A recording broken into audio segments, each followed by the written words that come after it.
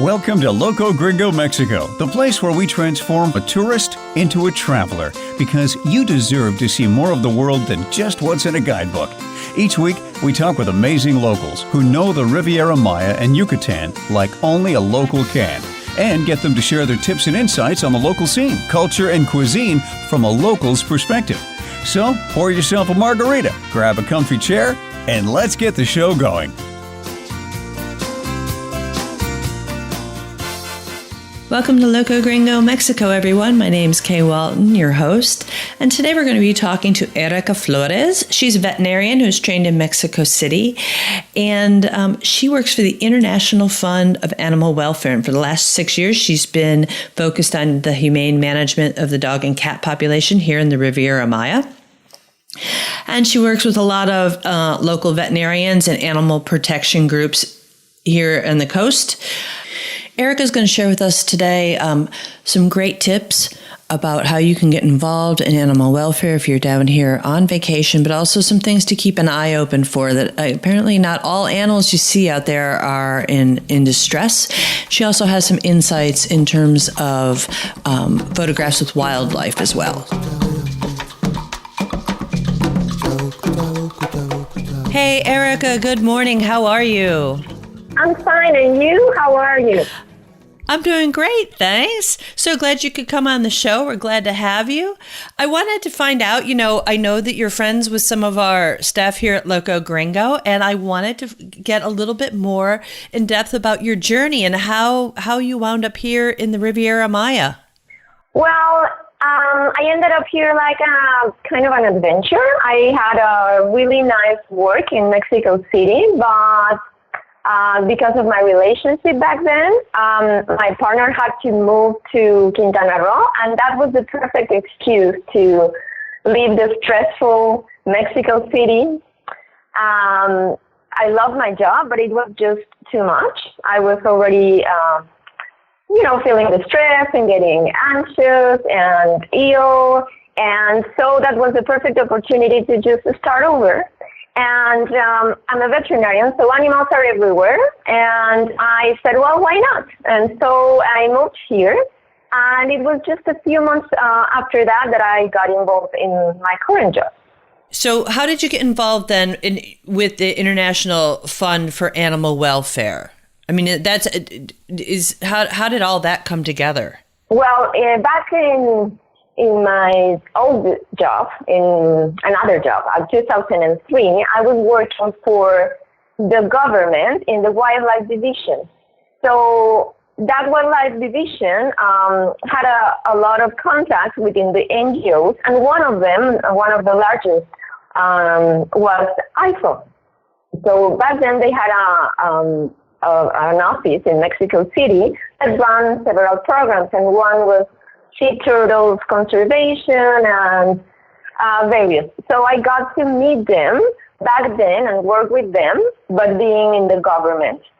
And then when I arrived here in the Riviera Maya, a position opened because their veterinary advisor in the Cozumel project was going to leave for studying his PhD in Australia.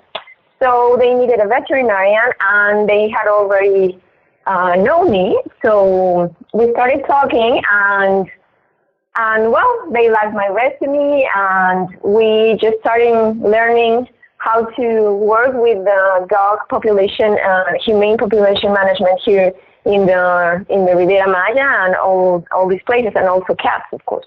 Now, a lot of our listeners know that Loco Gringo has been involved with Coco's animal welfare a lot. Now, do you work in conjunction with them, or do you work with a lot of veterinarians in Quintana Roo? How does your position with IFAW work with that?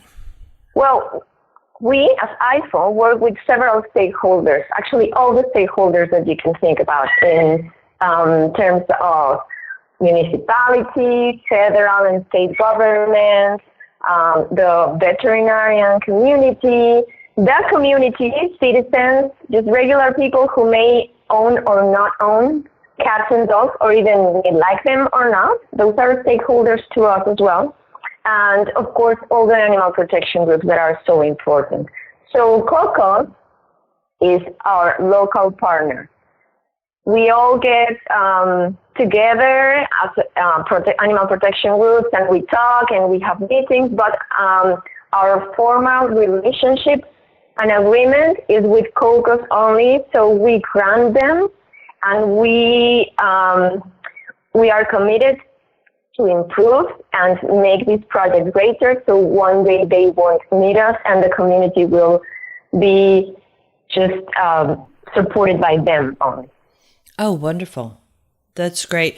Now, you were mentioning the one thing, I think so many people love animals, and so many people who come down to the area see animals that they think are strays, and they get all worked up about it and everything. And you were mentioning that some of those animals may not be in distress like people think. Can you explain a little bit more on that? Yes, of course.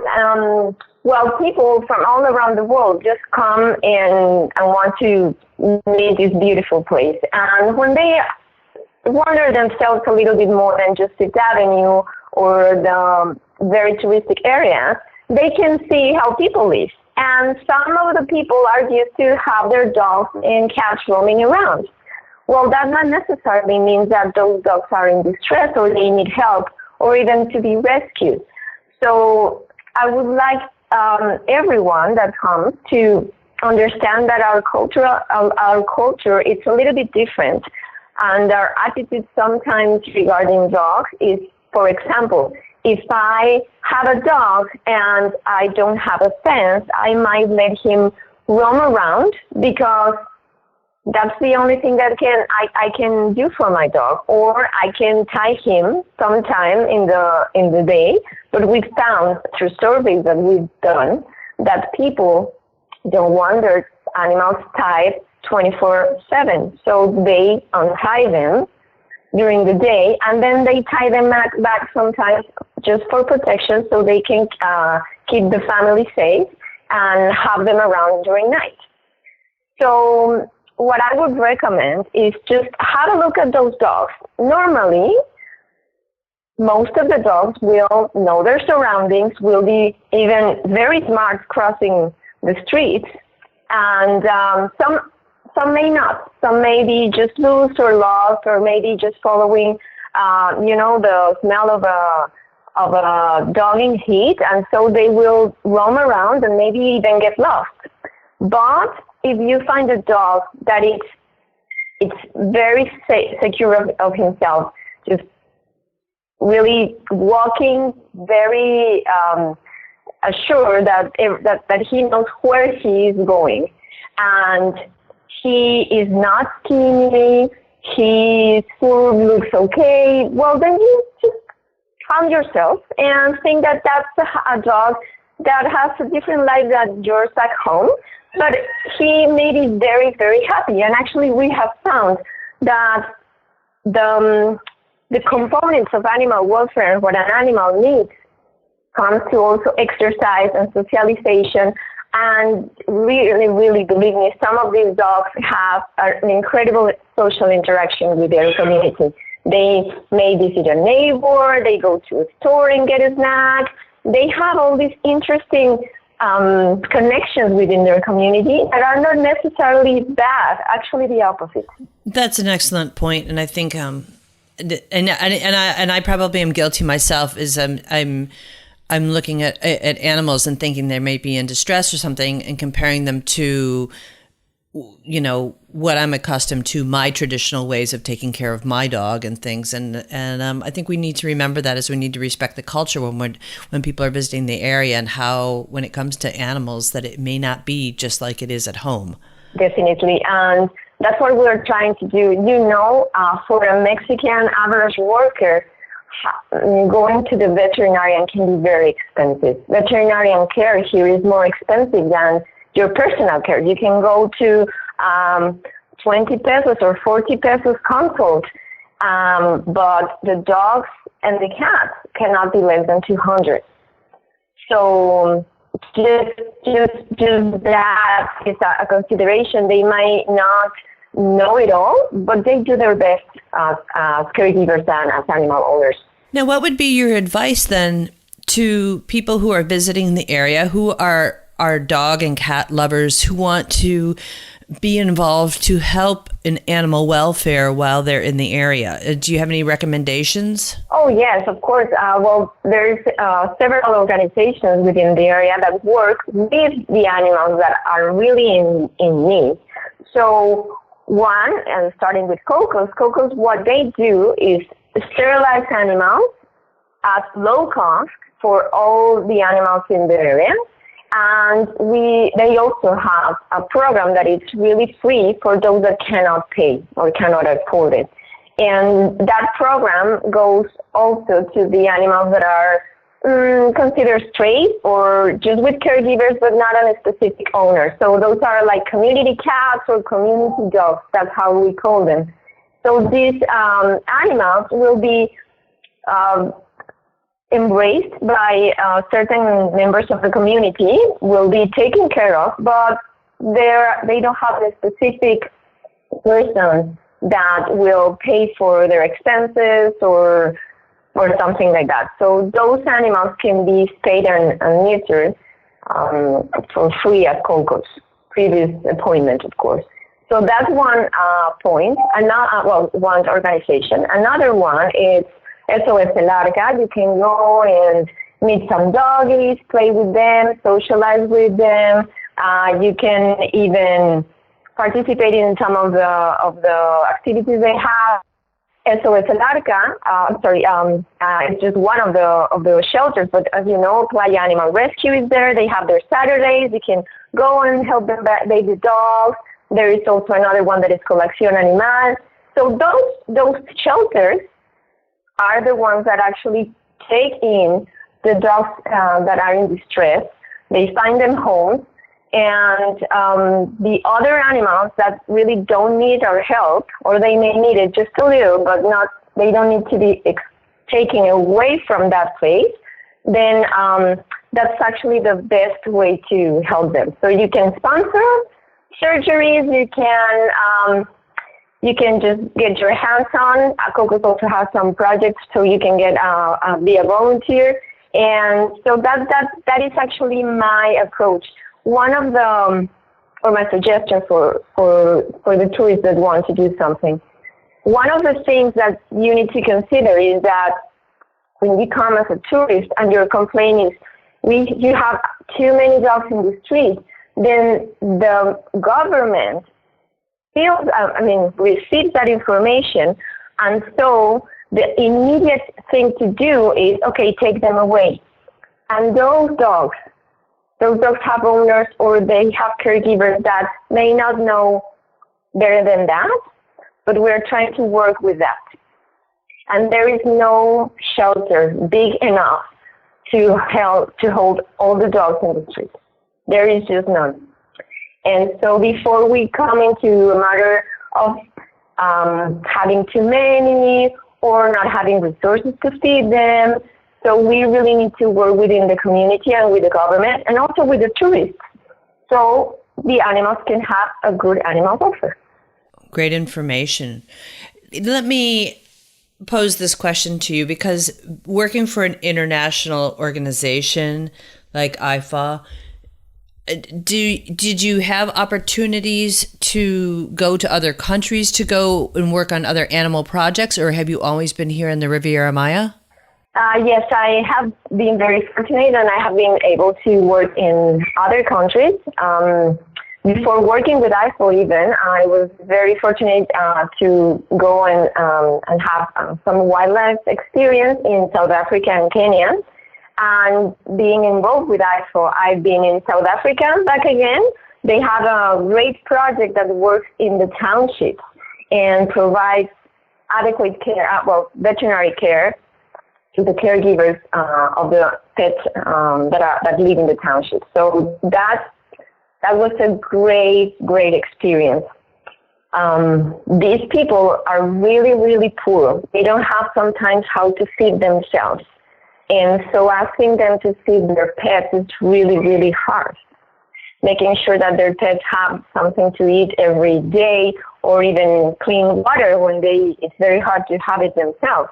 It's one of the hardest things that I've had to see and experience. But somehow it works, and somehow it just makes it better for everyone. And these people rely on their dogs and rely on their cats, not only for guardianship or to be guards and to be companions. It's just part of their lives. And it's somehow how they relieve stress and find their way to a happier life.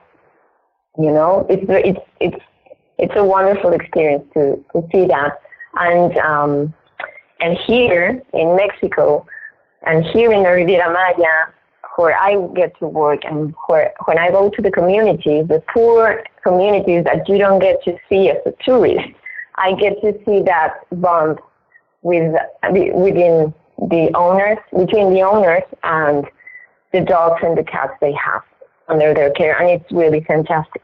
It must be an incredible experience to have been in South Africa, and then to be able to see that there are some that the love for the animals, not only the love for the companionship, but the purpose that the animals have for protection and everything that goes across borders and countries, is that it's just something that we have as a population of humans and animals, that, you know, we love that companionship and we rely on them for what they can contribute to our safety. It's a beautiful thing.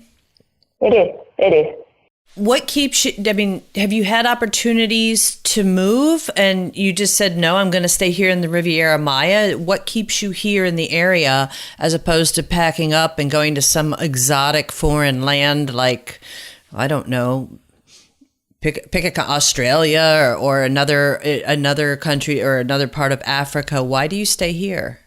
Well, I love my country. I've always loved Mexico, and although I don't discard living somewhere else someday, I love my country and I love my work. So as long as I can be in this position and find that my work fulfills all my needs and that I can help out, because I feel so fortunate that I can have somebody that pays me so I can take care of other pets and the community members. You see, I think that that's a very privileged position, and I try my best to compensate that. So I really just love it, and I don't know. The work will say if I ever will move or not. Probably. Everybody I talk to who lives in the area, they find it very hard to leave. It's certainly a magical place, and everybody's heart. It just seems to be set here. It is a magical place. Actually, I came the first time in 2002, and I couldn't come back as a tourist. But when I needed to move to Quintana Roo, or the statement was there, I really wanted to live in Playa. I just didn't want to even know anywhere. I mean, consider other place. I just wanted to live in Playa. So it is a very magical and a special place. And Playa is such a vibrant city, and it's exciting, and there's such a great diversity of people that live there. It's a very wonderful. It's a gem, really, here in the Riviera Maya. It is. Also, of course, everywhere you look around and everywhere you go, you can find just some magic waiting for you to look at it or discover it. So it's really, really a wonderful place. Now, do you travel a lot within the country of Mexico? Do you have any other little favorite spots within the country itself? Well, I'm really not that good traveler. I actually know more places because of my work than actually because of my will or my vacation planning. But here, I really, really love Holbox. That's one of my favorite places. It's like the place where I can go and just charge batteries. I love Isla Contoy and El Cuyo. I don't know if you've been there, but El Cuyo is really, really a very small town of fishermen, and it's you get to see flamingos, and we work there as well. So of course that's how I know I'll call you a little bit more.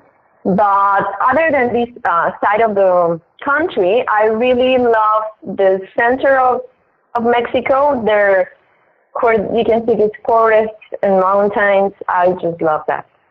I used to live there, and it's just, it's kind of like home as well. That's home feeling. When I recall these beautiful trees and just a weather that it's colder. Yeah, that's how I really have another happy feeling when I remember that. I ask all of our guests on some of their favorite places, and you've just mentioned some, 3 great places. But do you have any place also kind of like restaurants or little places that you just go to chill out? You've got some time off and you don't have time to go all the way up to Hobosch, but right around Playa or the Riviera Maya that you kind of escape to, or that you love to go and grab a meal at? Well, I'm a pescatarian, so I'm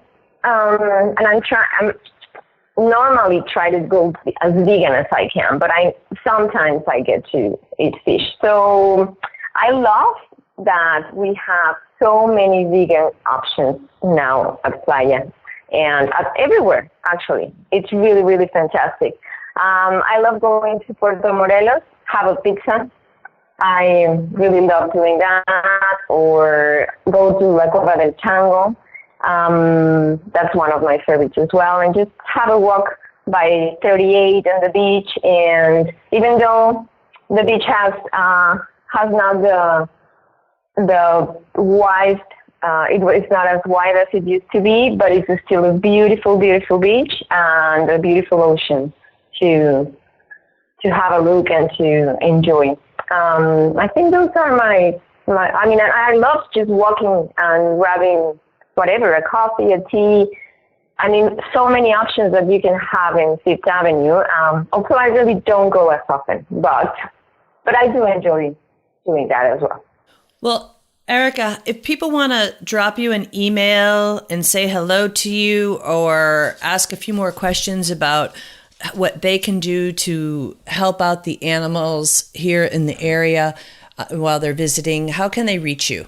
Well, I can be reached at my email. It's EFLORES, Flores, at IFAW.org. IFAW, it's IFAW.org. So I can be reached there. And if you have any concerns about an animal, you can contact me, or you can call Coco, and they will be very, very happy to guide you within the process.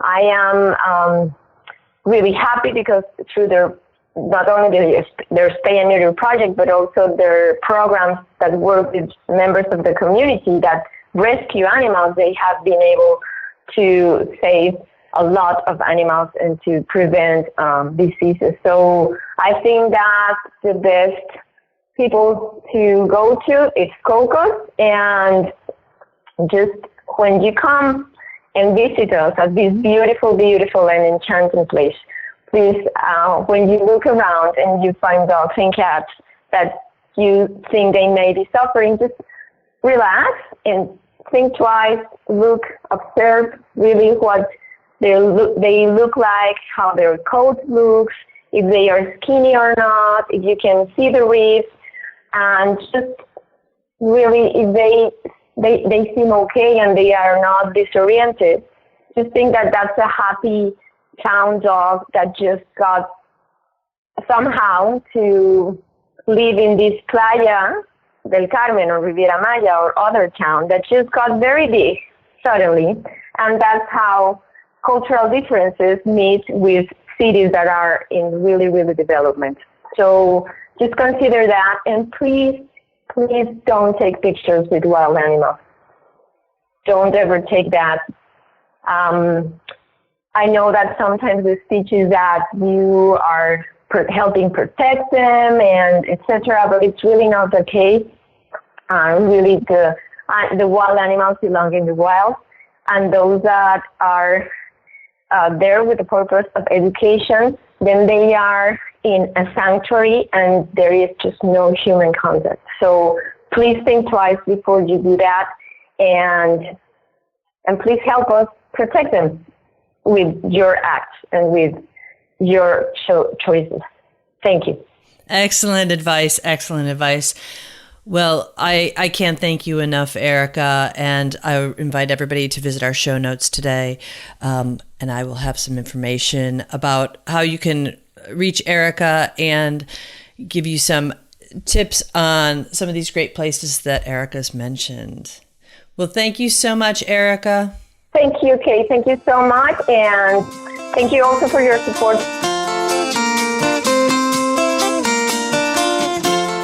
Well, a big thank you to Erika and a big muchas gracias to all of you for tuning in today. Now, before you go, just a reminder, you can get today's show notes at locogringo.com/podcasts. Until next week, hasta la vista. Thanks for listening. If you like the show, be sure to subscribe. For links, show notes, and more information, head on over to locogringo.com or give us a call toll-free at 800-478-0081. Porque se tragó la luna, estaba enferma la rana. Su madre soba que soba, dedos de pluma la panza. Pensó ranita que luna era una toronja blanca. Y aunque la luna es de leche, la leche estaba cortada. Croa, croa, dedos de pluma. Croa, croa, dedos de agua. Croa, croa, dedos de pluma.